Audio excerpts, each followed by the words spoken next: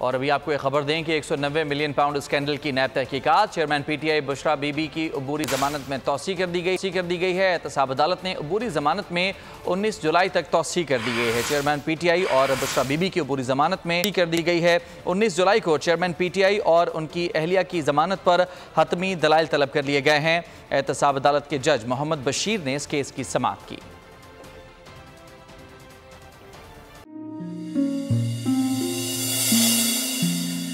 अपना घर यूं मईशत का पहिया भी घूमेगा, मजदूर भी सर उठा के जिएगा।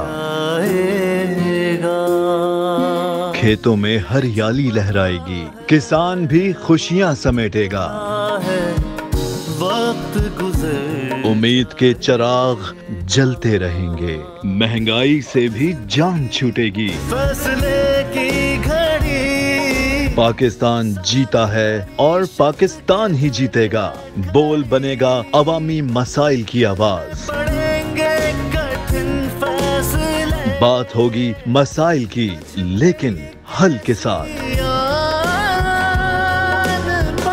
देखिए खुसूसी नशरियात मिशन मईशत बुध के रोज 1 बजे सिर्फ बोल न्यूज पर।